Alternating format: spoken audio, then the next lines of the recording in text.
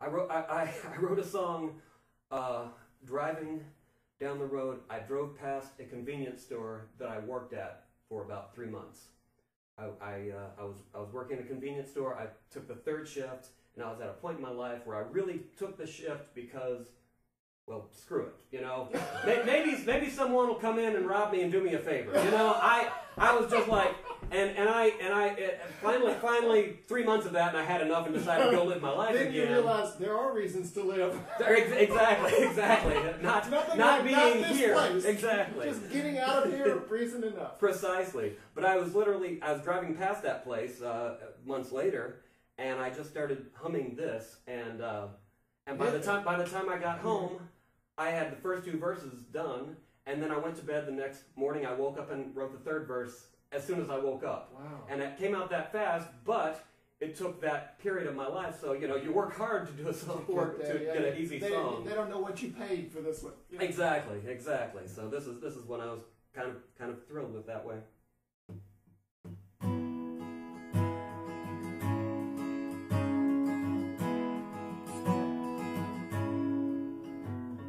Coffee girls come into my shop. Well, it's a store, not a shop.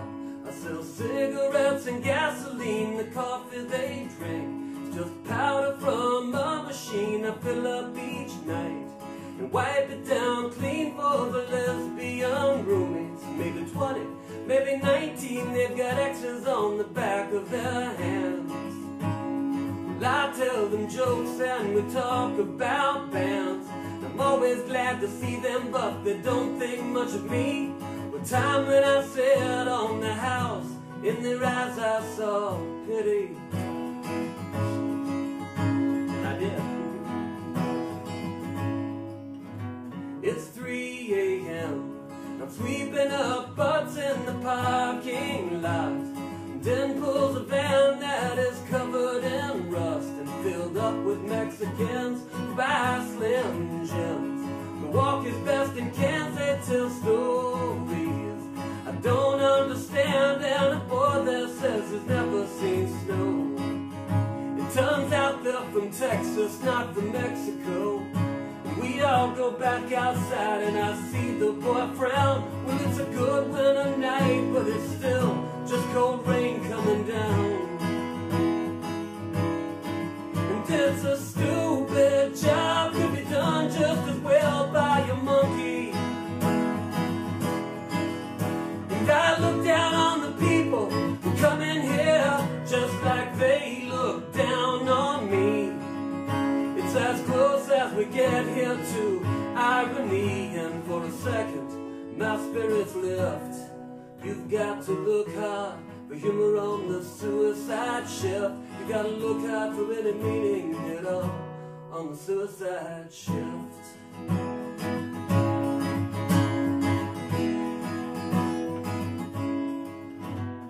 The right wing gunner comes in, he's religious as hell.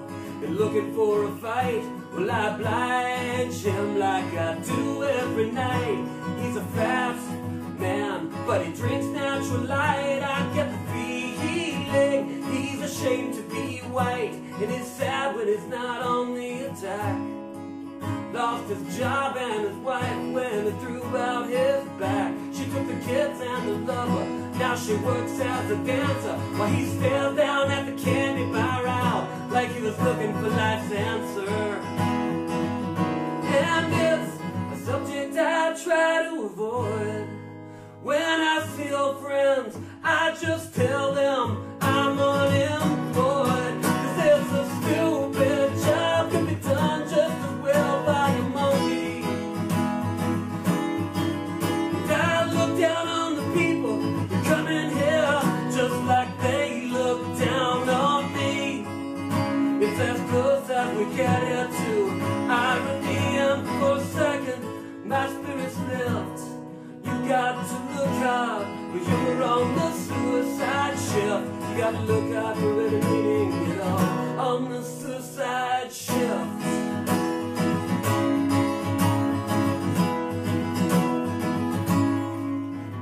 It's morning, but the sun's not quite up. and she loves late, so I refill my cup. The deer hunters stock up on snacks. Well, I joke with them as I count the cigarette packs. Won't one of you rob me? Won't somebody kill me? It's the only reason I took this job. Now believe me, I'm not coming back here. I'll get another job easy. But I'll see you tomorrow, Sheila says when she comes. Just believe me. And that's a stupid job. Be done just as well by a monkey. And I look down on the people who come in here just like they look down on me. If that's close up we get here to irony, and for a second my spirit's left. You've got to look hard for humor on the suicide shift. You gotta look hard for any meaning, you know, on the suicide shift.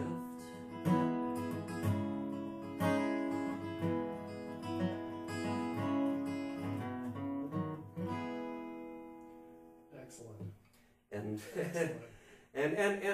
and it's true, which is you know, a lot of songwriters hold up the truth as a virtue, and it's really not, because you know it's the most overrated thing in art is the truth. But the compelling truth is if you can hit the story and make it, and hopefully I did that. Well, you have to stay with the truth, and the reason why you want to stay with the truth is it always has an intrinsic value, because people don't get to hear it much. Right, absolutely. But you're right; it has to be said in a compelling way. Right, being homesick really doesn't make a really good song. No. But if you find that the edge to being homesick and wanting to go home and longing for that, I find that it's if you find the truth and find a problem, but talk about the people instead of the problem. Right.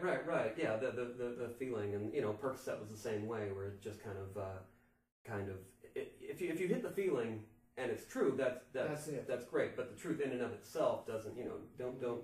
I can't play you something and say, well, you don't understand. That's a true song. That doesn't matter if you don't want to go along for the ride. Right. So you are obviously a singer-songwriter who is writing for yourself. Yes. You know, because you're a performer. Right. Okay? Right. But do you ever write to try to get cuts, like write for other people? Yeah. You co-write any? I would love to do that, and I've co-written with people, but they're generally, we're getting together to write with each other, not for a specific thing. Yeah, for a project of yours. Now, if something comes up that lends itself to someone else doing it, I'm all for it. Right. And if I could sit down and write, you know, mainstream country radio, rock radio, pop radio, if I had that, if I knew which muscle to flex, I would do it in a heartbeat. But when I've tried to do that before, it comes out all wrong, you know. So basically, you found your own voice. Yeah, and it's hard. It's harder for you. It's so hard to find your own voice, and it's harder for you then at this point to speak in someone else's voice. Absolutely, and and so much of my stuff is kind of sardonic, and I don't know that translates to other people. I didn't notice that.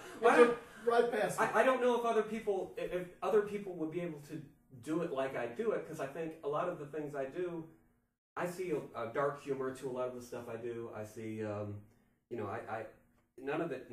I don't write depressing songs. I don't see the point in it. But to me, if there's something dark and funny about it, that's where I get. But a lot of people would listen to my songs going, "That's really bleak." If you just look it on the page, or if I show you how to play it and then I let you play it, you probably think, "Wow, this is." But when I do it with a certain, you know, I mean, I'm not so saying you bring something to the song. I tend to think so, and something. Well, that I might think get as a singer-songwriter, that's what you're hoping to do. Right. You're trying to get a unique voice that when you sing it, it matters. Right. Yeah. Right. I mean, I would love to keep growing as a songwriter to where I could just sit down with proper Nashville writers and swap back and forth ideas. Well, but talk I'm to always, me about, because I know you perform. So talk to me about what context you've performed in the past and how that's evolved and where you are now. Well, I play in a band called Molding, and that's me and my brother Bob and Steve Burgess. Bob and Steve were both in the Screaming Cheetah Wheelies, and Dave Coella is our drummer, and he's great. And we've had so many lineups over the years. We've been kind of punk experimental But recently we've kind of settled on what I call angry Tom Petty. That's our style. We're angry Tom Petty. We're doing pretty much straight ahead rock and roll with country and punk influences, but through all of it, the singer-songwriter is still at the base of it. So I could be, I'm proud of all the songs as songs, but they translate well to rock. Yes. So when you perform, it's always electric. Do you do an acoustic? We did an acoustic set fairly recently at the Rutledge, where we did Coffee Girls. We did several others, and a lot of the fun of playing the electric stuff acoustic is when you sit down with acoustics, you figure out that you actually got the arrangements right, because we can play it. We can play it, and we're not all playing the same thing, and all these things make sense, even if you unplug. The pieces fit. Yeah, exactly. It's funny because all of a sudden you can hear the pieces when it's acoustic. Right. Yeah, exactly. Suddenly, we worked hard for that. We worked hard.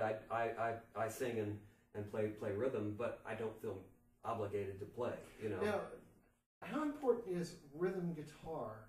Because like listening to your stuff, it's very syncopated and very aggressive.